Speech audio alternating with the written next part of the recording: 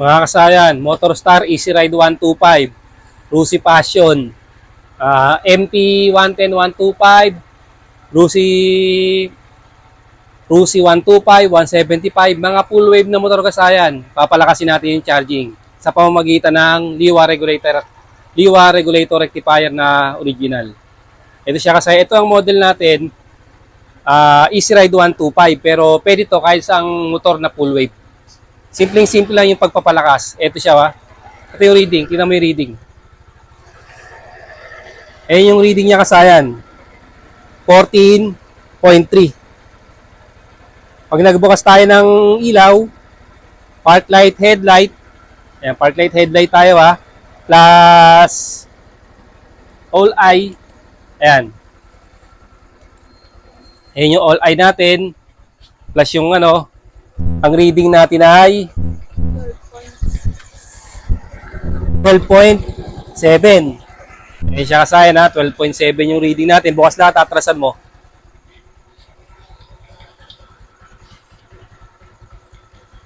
Bukas lahat, pati natin pati yung ating daylight. Ayan, bukas lahat. Tapos yung natin, sa may harap, all eye lang tayo kasi mahirap maglagay ng mini driving light Wala tayong bracket, kaya yan lang nilagay natin. Naka all eye tayo. Isa lang, tapos headlight tayo. LED headlight, LED taillight. Ang reading natin ay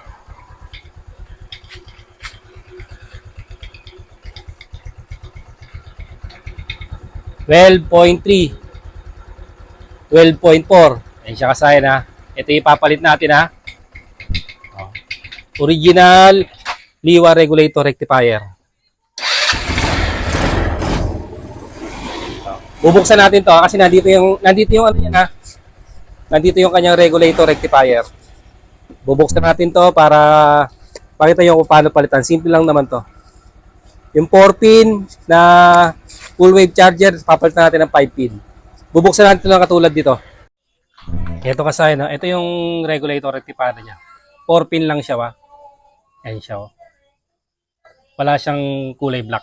Ito yung pang full wave na 4-pin full wave charger. And ito siya. Pugutin natin to rito.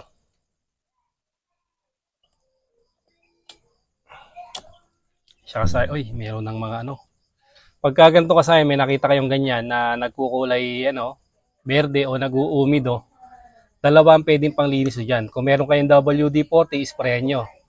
Kung wala naman, pwedeng gasolina para matanggal yung mga ganyan nasisira sa ating charger at hihina magpa-charge ng ating charger pagka dumami na yung ganyang umido na siya na kulay green tutok mo, kita ba? Ayan. Kung DWD-40, gasolina ang pwede dyan. Ganito yung gagawin natin. Ito, pwede kayong gumamit dito ng ng wire to wire. Halimbawa, ito ayun, mababaksak ko. Ayan, halimbawa, yan wire to wire siya.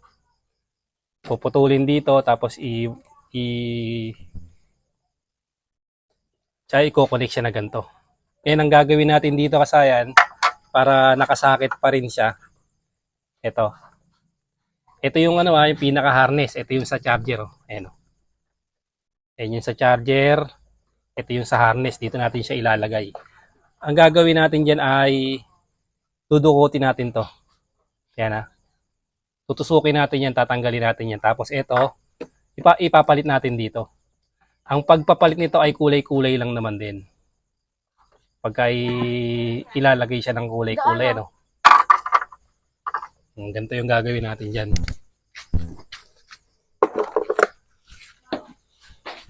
Tutukan mo. Yan. Yung pinaka niya, tusukin nyo lang siya Pag tusok nyo, tusukin nyo yung pinaka lock.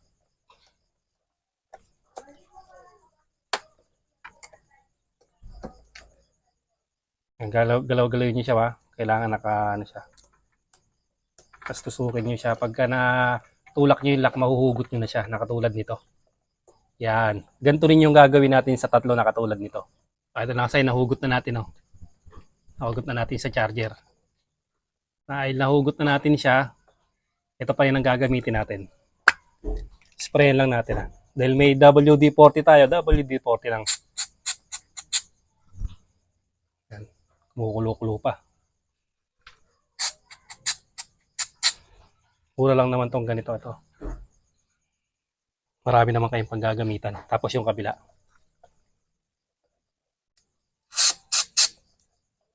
Pinaka harness. Para tumerno siya ngayon, para maging terno, kung paano ginawa natin dito, sa isa na yon, ganito rin yung gagawin natin. Sukin natin, hugot. Hugutin din natin lahat na katulad nito. Ito siya kasaya, no? Nahugot na natin. Tapos babalik natin sa dati, yung tinusok natin, kailangan ibabalik natin sa dati yon.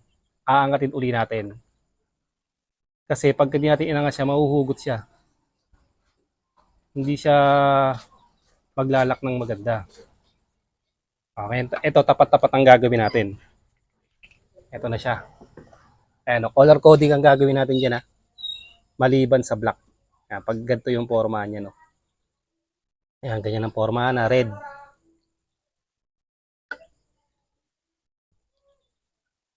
Tingnan nyo ha. So. Tapos may lock sa dulo, ayun yung pinakalak ha. So, ibig sabihin, pag ganito siya. Tingnan nyo lang yung tapatan ha. Pag ganito yung salpak. Kailangan di kayo magkamali dyan para good na good yung natin. Red. Tapos yellow. Nakaangat na to ha. Para pag maglalak siya. Mapapansin nyo naman maglalak siya.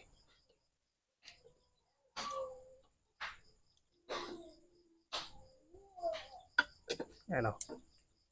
Hindi na siya mahuhugot. Tapos sa baba ng red, white. Yan siya. Pagpasok nyo, mapapansin nyo lalak yan. Yan. Oh, hindi na siya mahuhugot. At tapos green. Sa ibaba naman ng yellow. Ayan o. Sa ibaba ng yellow, green.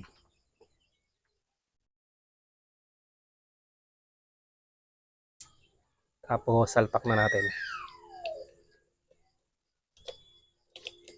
Tapos may natitira pa tayong black. Itong black na to, lalagay din natin sa kulay black. Sa kulay black o accessory wire.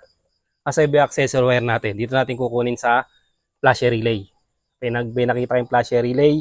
Ito siya. Meron siyang kulay black. Yan natin ilalagay. Pero papakita muna natin yung reading pag di nakakabit yung yung kulay black. Ay yung reading natin kasayan. Pansinin nyo ha. Okay. Okay, overcharge, 16 pataas. Pag nag-rev tayo, 18. Okay, overcharging tayo dyan ha. Yan yung malalaman na malakas yung charging ng original na charger na ilalagay natin. Kaya itong black na to, duduktungan natin to, ilalagay natin to sa black. Kung ang motor nyo ay Yamaha at Kawasaki, kulay brown, light brown yung accessory wire. Kung Suzuki naman, orange, dyan yung ilalagay to. Duduktungan natin ng wire to at ilalagay natin dito na katulad nito. Ito siya kasay, no? Ito yung pagkukuha natin ng accessory wire. Sa Motorstar, sa Honda, Rusi, pare-pare silang black, Euro. Ito natin sa body ground yung body ground yung ating test light clip.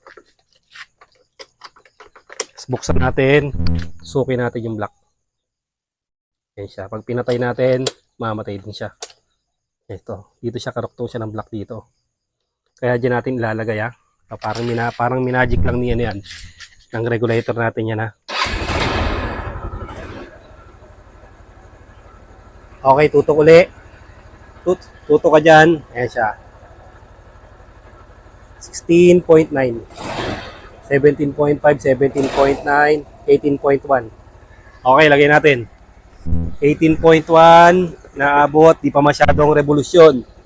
Lalagay natin to. Yung voltage controller. Tignan natin ngayon na reading.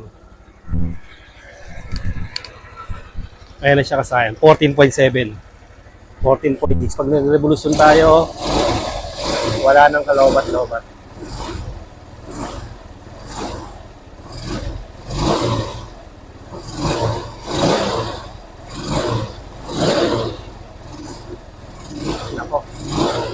Ubusan tayo ng gas Testing tayo. Ilaw natin. Whole eye.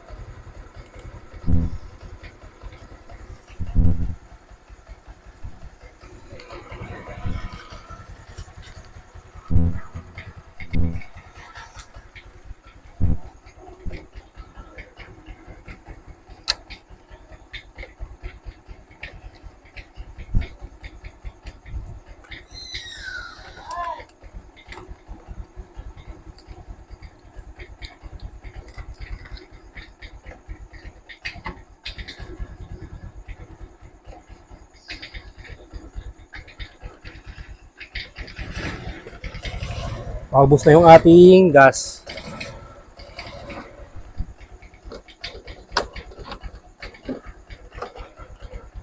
Tsaka kasaya na.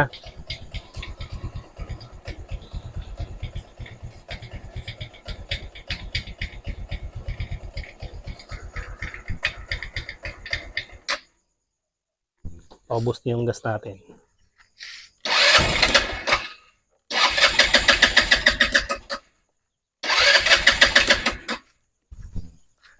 Ploy, naubusan pa ng gas. Check.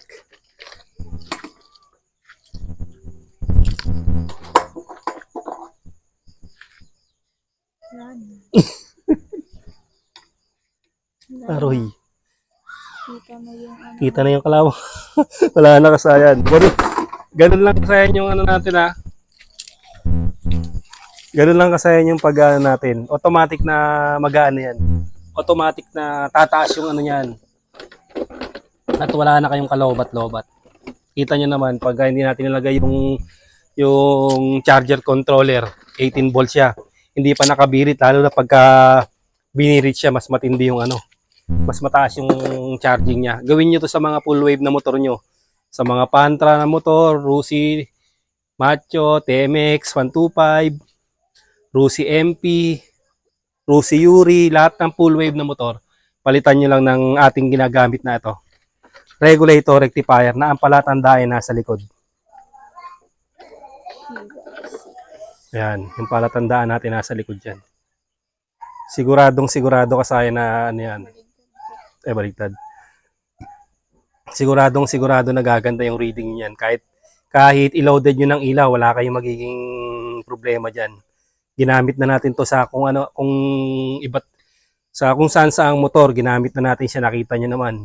Lahat ng pinaglagay natin, Motor Star, 125, TMX, Rusi Macho, Rusi Passion, ngayon naman Motor Star 1, Easy Ride 125, lahat siya tumataas yung reading. Kaya gumagana siya. Tsaka ang isa pang kagandahan nito kasayan, ito yung magpapatibay sa ating battery at magpapa one click start sa atin kasi laging puno yung karga ng ating battery. Kaya mas madali tayong mag-start, tapos mahaba ang buhay ng battery kasi lagi siyang full charge. Kasi kung mahina mag-charge ang ating battery, mas mabilis masira ang battery niyan. Dahil yan ang kailangan natin. Kada parking ng ating motor, puno yung battery para kinabukasan na pag-andar, walang kahirap-hirap i-start. Hanggang dito na lang mga kasayan. Salamat sa panonood.